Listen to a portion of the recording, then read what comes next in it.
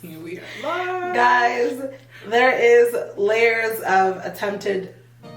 No, my editing is not that special. I cannot. She can't work magic now. Okay. Hi guys, welcome back to the channel. Okay. Why are you laughing? No, because your energy is making me laugh. We need good energy, okay, after this year. So, this video is going to be about the year, what we call the year of disgrace. Now, the year of disgrace. If you don't laugh, you'll cry. Exactly, if you don't laugh, you cry.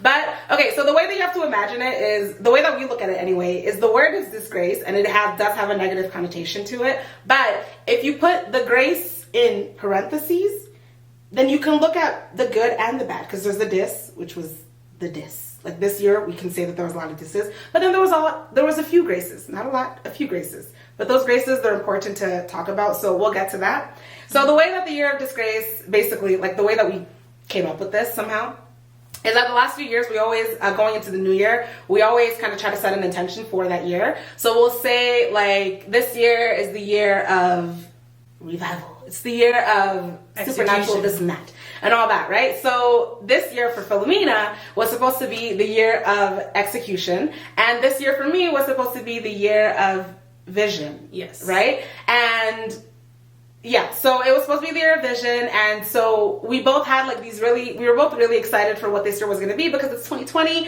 the start of a decade, and it was going to be amazing, and then it just didn't end up being that, so we've changed the name, because the year of vision, I'm refusing to let this be my year of vision. Like, I'm going to use that name again when there is a proper situation happening, because this year, unprecedented, unwarranted, unnecessary, and just unprecedented.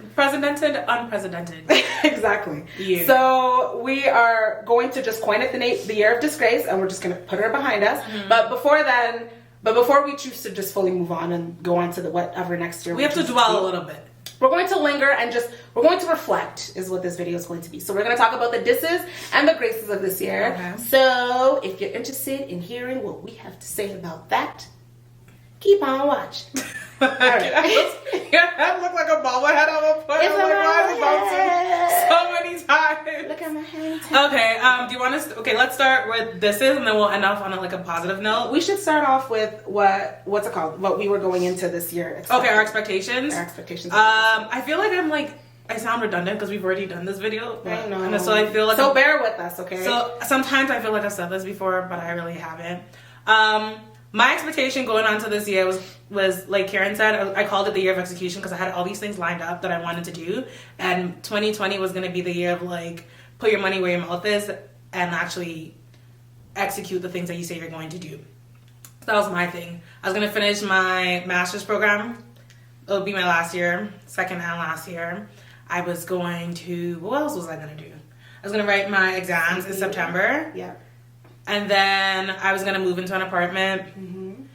If all worked out, I would have probably gotten a car too. Yeah. If the finances were not a disgrace kind of thing. So there were all these things that I was actually going to, we were going to start YouTube. We were going to start. That was a big one.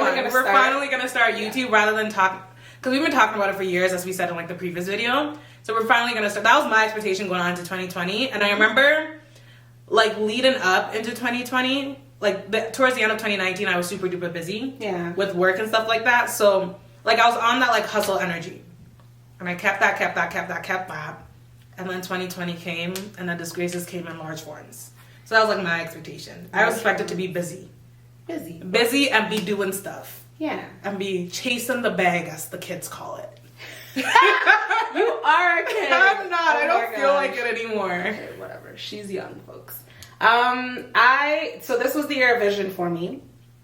So this year was supposed to be the year where I wanted to basically just like restart my life, because I feel like my whole adult life I've been. You ain't even been an adult for that long. Okay, I'm 23 now, and like, listen, I have felt since I turned 18. I felt all of those years like that. Like, I really haven't. Like, I sound dramatic when I say this, but wow, I turned 18. Nobody asked me for permission. Like, it was without my consent. I just turned 18, and then there were bills, and then there was things to do, and I had to choose what I was going to do for the rest of my life. So, like, there's just been a lot of confusion, and a lot of, like, I've been feeling very, like, lost and just... I've been changed. I've been feeling just, like, I can't get out of my own way, essentially. Okay. So, this year, I was like, okay, you know what? God is good. I'm gonna let God give me a vision, because there is a song that I will not sing. Oh my gosh, I said this in the last video too. You did. So basically, there's a song. Links will be below. There will be a link below. But the song is called God I Look to You, and essentially the song is just like, I won't be overwhelmed because I'm looking to God, and He will give me infinite wisdom and all that kind of stuff. So that song and the song named Seasons by, again, the link will be there. That whole song, those are the two songs that like kind of got me like inspired for that. So this year I was supposed to basically just have a bunch of like new, fresh beginnings, but not beginnings that I necessarily like that I was creating for myself, but just more like what God's vision was for my life, right. Which for me is what I believe was going to be the best thing. But then it did not work.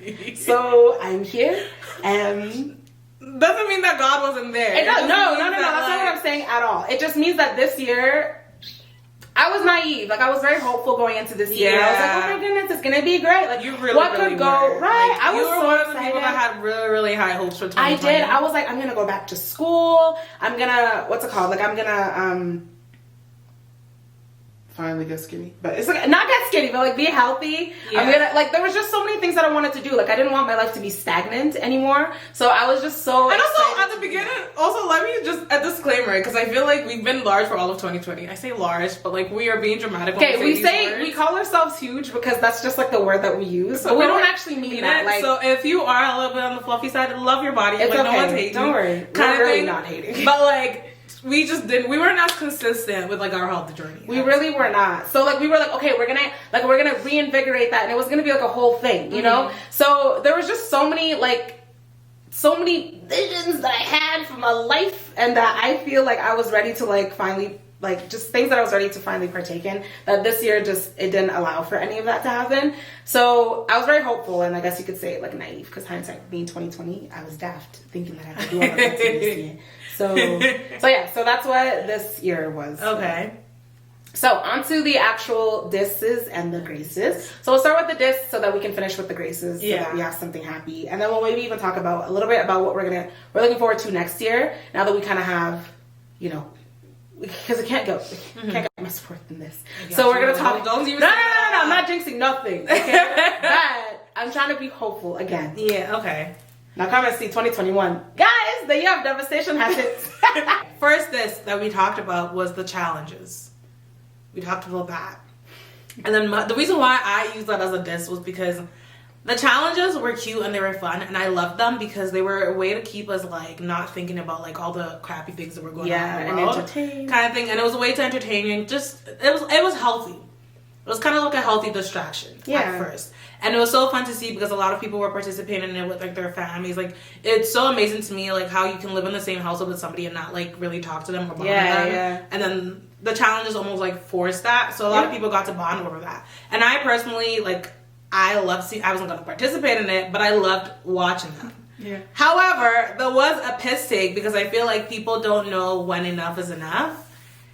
The worst part about it is like when people just get disrespectful in the comments of other people's challenges.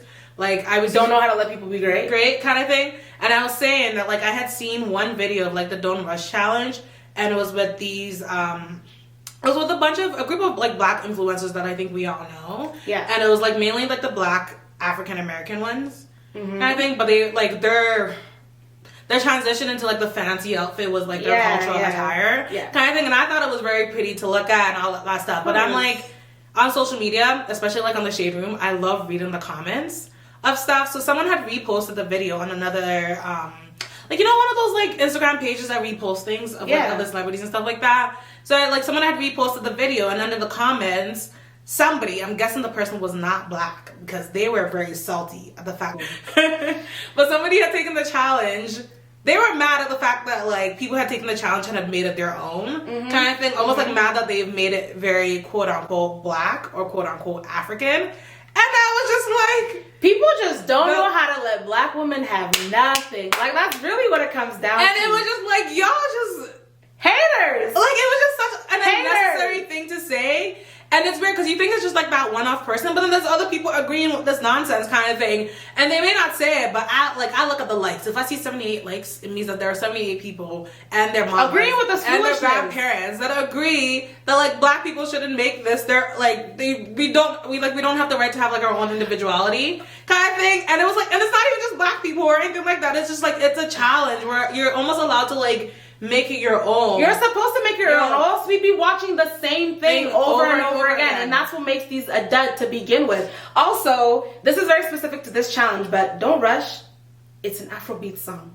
So why wouldn't black people now come and take the song and make it into, and change, like whatever, with the way that the challenge was, you change into like some glorious. You go from rough? You go from looking rough into looking some beautimous kind of beast. Yeah. Why wouldn't they take that and make it African? Because the song is an Afrobeat song. So don't come and pretend. I was so confused. It's just so frustrating because it's almost as if like what you're trying to say is that like black people cannot be in these mediums that they've which created. is not what we've created. Listen, and then you not want to come and now force in my face some kind of appropriated.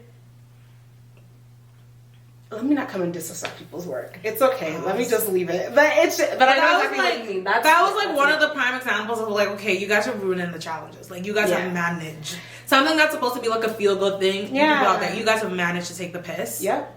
Out of the pissing. So that was like my big, like what, that would be like one of my disrespect things. Yeah. And then you were talking about, what's it called? So for me, it was about just a lot of the shaming, and like I would call it shaming and like comparison bringing that was happening. That was happening on social media specifically. So I feel like going into the quarantine, a lot of people didn't know what to expect, right? So there tended to be people that fell into two different categories. So there was either people that were just trying to survive the quarantine, okay? They were just trying to make it through the day sometimes, and people were just trying to get used to the way that the world is now. Like, they were just trying to acclimate themselves the best way that they could. So they weren't going to work as much. They weren't, like, their kids weren't going to school. They were, like, maybe people weren't even making as much money. Or there were just so many different situations, but people were just trying to survive, right? So there's them. And then there's the people who I'll give them, they were thriving and surviving, okay? So those are the people who, they took this and they're like, great, I don't have to go to my 9-to-5 job, so I'm going to sit there and I'm going to become a wizard at baking banana bread from scratch, or I'm gonna go on Pinterest and like TikTok and do all this, or like I'm gonna make extra money by doing X, Y, and Z, and that's completely fine. That's not the issue. My problem now came was when people felt the need, or when the thriving and surviving people started attacking the people that were just surviving. Oh yeah, who said you? Like, I just don't understand where it came from, because it'd be like we were just chill. Like, give an example. And then an example is like, those memes where like people are like, if you don't come out of this job, if you don't come out of this quarantine with like a new skill or like a new job, or if you didn't accomplish this in all this time, then it means that you didn't do nothing with your life in 2020. Like, that kind of energy, that kind of unnecessary demonic. It is. Energy. It really is. Or like for me, it was because I follow a lot of like fitness and like motivational right? So I love my fitness, like my motivational people, because they do their jobs. Like, they motivate me for the most part, but it just seemed like sometimes like their message would be almost like backhanded, where they'd be like, if you're just using this quarantine, and like if you're not doing anything extraordinary with this quarantine, then like basically what are you doing with your life? And I'm like, how cruel and tone deaf do you have to be to not understand that this is like, people have lost their means of making a living. People have lost their, like, for some people, their identity is attached to a lot of things that were, like, to going out and to be more social. They're not allowed to do any of that. Some people lives. Yes. People are trying to grieve their family members. And even if you're not, like, I personally, thank God, I have not lost any family members or anybody close to me due to this, but I'm a very empathetic person. I'm very emphatic. So to me, just hearing about the death toll every day, just rising and rising, And it took a toll on me just emotionally and like with my mental health and everything. So I'm just trying to survive, and meanwhile here you are trying to judge me for not coming out of this with 5 new online stores and not having a six pack, and I don't know how to bake bread from scratch. So I did not appreciate that. Like, I thought that was just the most disgraceful thing that you could have done, because people were legitimately just trying to do the best that they could. Like, and here you are trying to tell them that what their best is not enough. We don't need that anyway, but we really didn't need that this year. And the fact that it was almost like a trend that people were jumping on, where it's just like, I did this year, and I did this. You could have done that any year. Exactly. So it's like, it doesn't really matter. I'm like, shut up. Also, it's not the same thing. Like, the way that some people were quarantining and the way that other people were quarantining is completely different, okay? Because the way that I was quarantining was one way. The way that these celebrities were doing their little thing was completely different. So they had different opportunities from the get. So let's not forget that, okay? And you have celebrities who have like home gyms and like exactly Starbucks in their house kind of thing. Meanwhile, like, some people are stuck in like their studio apartments trying to quarantine. Like, it's not the same thing. It really is not. And they could afford the luxury of like either getting their family tested so that they could have their family with them. If you live by yourself, for example, and you get a lot of like satisfaction from going out and meeting your friends and being social in that way, when all the bars were closed, when all of that stuff was closed, and you're just by yourself, those people, they're going to like, their experience is completely different from you, who was able to afford to have your whole family tested and come and live with you. So don't do that. Don't try it. Don't do that. It was just no. Yeah. If I sit here, I'm gonna get heated about it, because it was just upsetting. Like, now it's like becoming like, and this is not even a 2020 thing. This is like every December people start talking about everything that they've accomplished during the year. Kind of very reflective. So it's kind of, and it's fine to be reflective, but you don't have to like lift yourself up while you're putting someone else down. Like, that's just very unnecessary and uncalled for. And I feel like the people who don't feel like they've accomplished something, they need to keep in mind that, like, at the very least, like, you lived through 2020. One day some historian is going to be talking about your experience kind of thing. So you need to, I don't say take pride in that one because it was a year of suffering, but to just be grateful that you made it. Like, you're alive at the end of it. Like, you made it through December. There are people that were in 2019 and unfortunately they didn't make it to 2020. So it's like, I think that like perspective, that's what we need, is really like some deep, intense perspective. I agree. Or a shift in perspective. And I think it's also important, like, even if you don't feel as if you, because I've been struggling with that a lot. Like, I feel like as if I haven't accomplished anything this year. Which, if you look at like, if I'm basing all of, what's it called? If I'm using my base of comparison with like what everybody deems as successful, you know, as like having accolades or whatever, then yeah, like, I've accomplished nothing. But if you're able to, you know, take a minute and be a little bit more introspective and be a little bit less shallow, let's be honest, then you can realize, like, I made it through probably one of the most difficult years this is the beginning of the decade, but in the last, like, let's say in the last 30 years, this has been a very difficult year to just make it through, and like to still be able to have your mental health in any way together, and to still have all of my family members here with me, and like all that kind of stuff. And I haven't lost sight of like my faith. I haven't lost my job. Like, all these things, like these things that you think are small, but they're what makes your life. And those are the things that I think if you try to have an attitude of gratitude, you will, like, that's what the stuff that will keep you going. Yeah. But we'll talk more about that a little bit later. We're still on the disses. So that diss, what's another diss? I didn't appreciate that at all. What was the dish? Oh yes. Okay. So this year, obviously, it was an election year, right? Yeah. So forget about you Americans.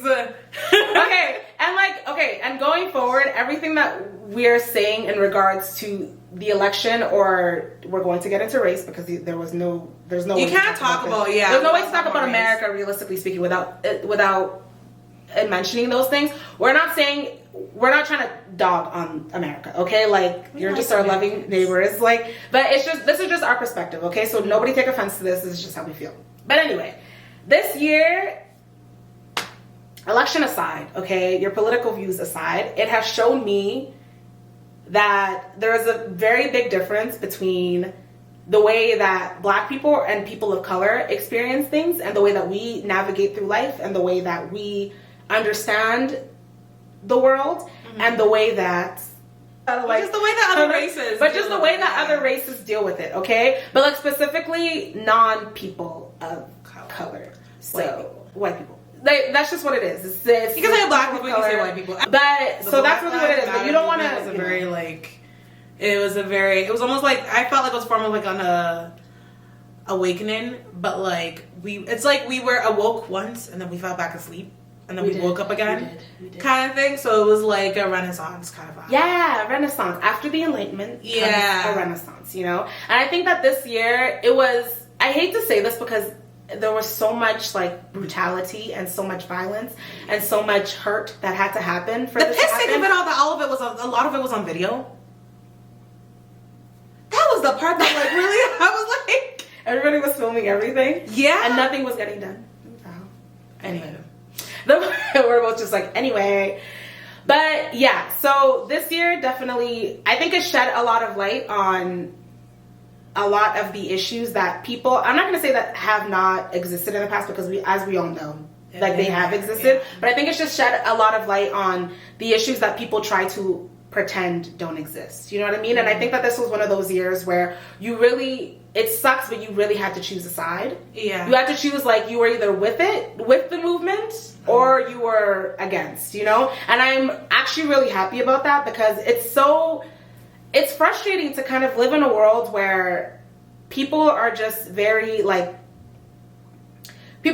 comfortable being in the mess that we're in. Yeah. I don't like that. Mm-hmm. And it makes it very difficult to sort of, I think sometimes to be able to form real conversations and have meaningful relationships with people, because you're not able to, say these words or use the kind of language that you need to use. Whereas I think this year it was put in the forefront, so people had no choice but to confront their own racial biases or, any of those issues. I think that this year you couldn't escape it. You had to some way, somehow, everybody was being held accountable. Yeah. From people to corporations, to the police department, every single person had to choose a side. And if you chose wrong, you chose wrong. You chose wrong. And it was very clear that you chose wrong. And I'm happy that people were coming for you, because if you're on the wrong side, you need to get with the winning team, okay? Yeah. So. And then also it kind of, when you chose, it gave me an idea of how do I move with you now. You're giving me now the especially with businesses. And so now I get to make the decision of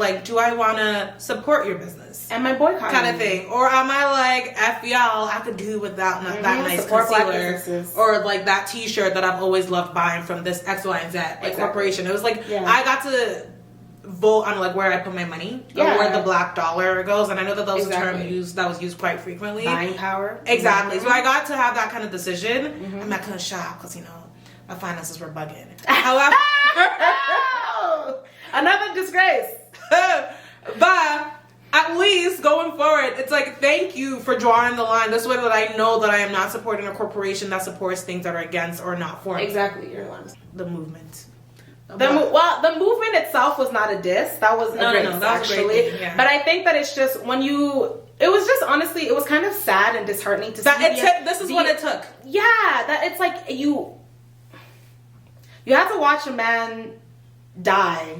And it's not like this was the first video. time. Yeah. We've been seeing this for years. Mm-hmm. This is the experiences of, the people that are around us. And we've been telling you, and you refuse to listen. And it's only now that Black people got so fed up that they felt that they went out and the streets started doing the talking, that now y'all got afraid, because it's not this. None of this was oh, we're being compassionate. No, you guys got scared and you were afraid, and so that's when you actually started to try to have these conversations and try to do some cute little performative activism. We saw you for what you truly are, which is ugly. That's why, what's it called? I'm not confident in this, but we might have to do our research, or you can do your own research to confirm this. But I believe Jackie was the one that started the movement, where it's getting corporations to show us how many Black employees. Oh, I think so too. Yeah. Was it her? It was her and another activist. I am not sure who. I don't remember, but from her is where I heard. I knew it, but I just forgot. But I just remember Jackie being at the forefront of getting corporations to reveal how many Black people do they have working making decisions.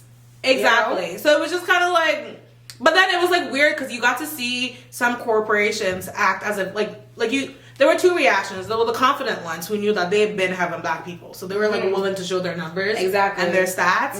And then there was the scaredy cat ones who've been known that they've been making products for specifically for Black people, but they don't got no camera. The camera cut. Yeah. What were we saying? corporations just now like showing us like where they stand. Yeah, having to actually show if there is in fact any representation in leadership, you know? And it happens all the time where like we'll see like the Pepsi commercial or the H&M campaigns that come out. The KFC and they're ones. just so yeah. Where they do like these things that are just so racially insensitive or just completely tone deaf and insensitive, you know, and then they're brought to task for it and they're being like scolded by the people who is and then they're shook and then they're like, oh, I didn't how know. did this happen? I didn't know. How did you not know? Someone sat there and out of somebody's daft brain they had to write this down and say, oh, Kylie Jenner, no, what's the one? Kendall Jenner will not come and fix police brutality by drinking Pepsi. How? She's not even the one being brutalized. Oh my gosh. I'm sorry. And then you ask for forgiveness. I'm sorry. It's actually legitimately very difficult. And I'm a very forgiving person, but She really is. I'm very forgiving. But some of y'all tried it. But it's okay. Y'all canceled anyway. It's okay. Actually, no, that's another this. We didn't talk about it in the other video, but like you just said cancel and it popped in my head. Cancel culture. I'm over it. I mean, okay.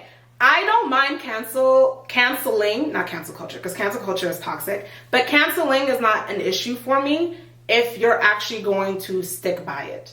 But I think cancel culture, like the problem for me is the fact that like it depends on why you're canceling the person. If it's something that's so vain, it's like get over it. It's like if it's something that you can honestly like be a good person and just forgive, and like you can see repentance in the other person, and you can see that they're trying to make things better. Yeah, just let it go. But like people just want to hold on to like. My issue is not necessarily like bringing up old people's tweets or anything like that. I think my problem lies with not acknowledging the fact that people change. And I know that some people aren't of that belief, but if you're willing to give some people that grace, then I think it should go across the board. Do you know what I mean? Like I have a lot of excuses for our own people, and I don't know exactly where that comes from. It has to be some kind of like deeply rooted something or another. Like you want to defend your own, and we already look so bad in media, so you don't want to like, you know, add to fuel to the fire. I think that's where it comes from. And I understand that. Like if a white man were to do it, they would be forgiven easily. So why would we not exactly? And I get it and I understand it, but at the end of the day, we have to be able to call a spade a spade. Like if let's say there's so many other things where I'm just like, you guys are not having an objective enough way of looking at this. Do you know what I mean? Like even what's the most recent thing? Oh, that man that shot Megan. Oh, you people just here making excuses for him, and you're just like, and I'm just like, when you guys know damn well if it had come out that Donald Trump had shot Melania in the foot, y'all would have been oh, Donnie,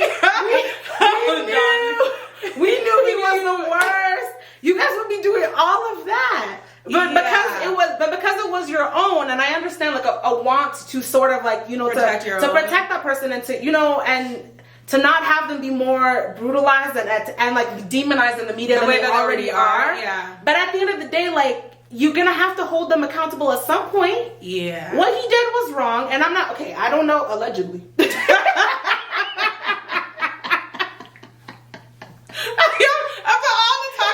You now say allegedly. Like, I don't want to get sued. I just remembered my laws. You know, I was like, I don't want to get sued.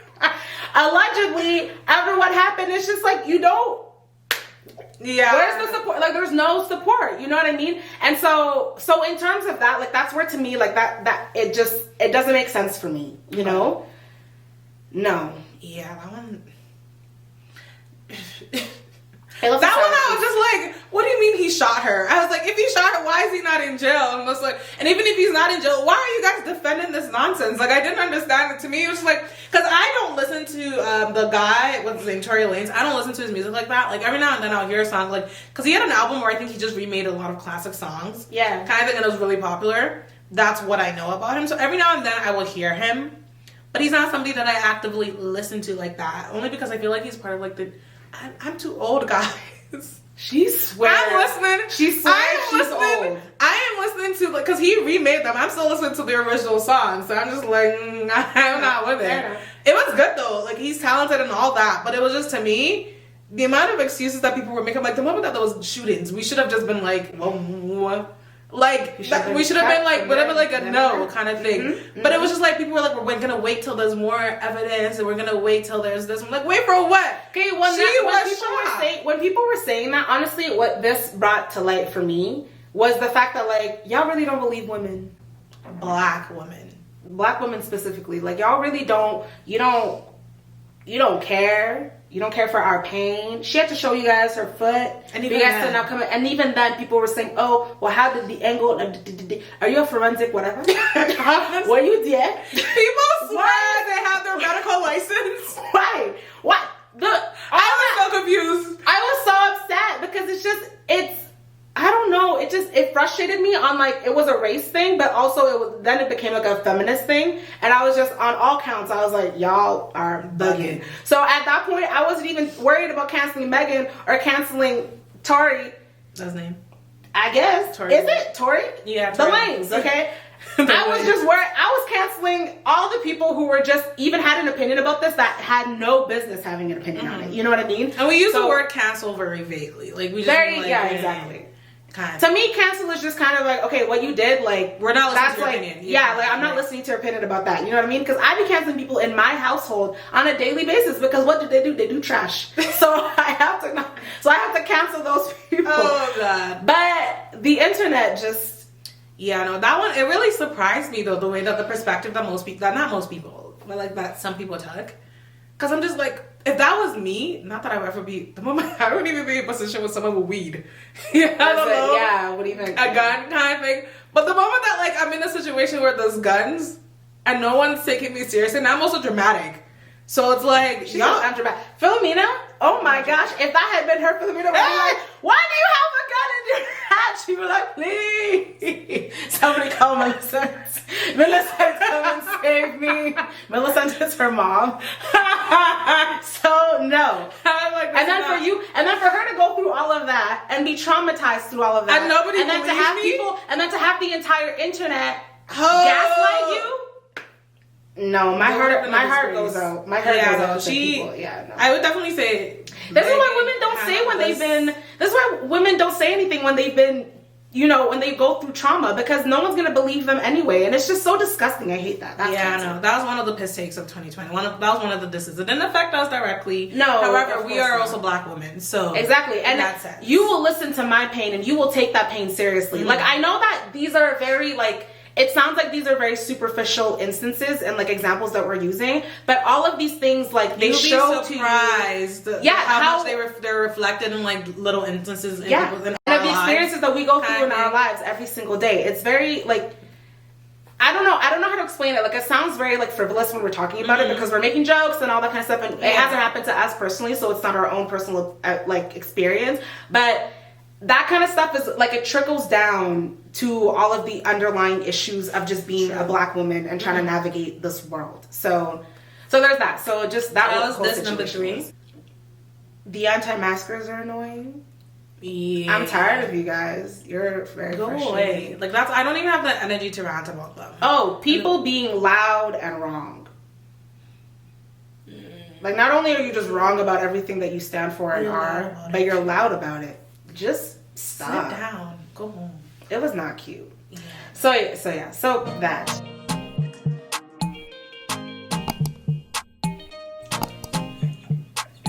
If you don't laugh, you'll cry. Exactly. If you don't laugh, you cry.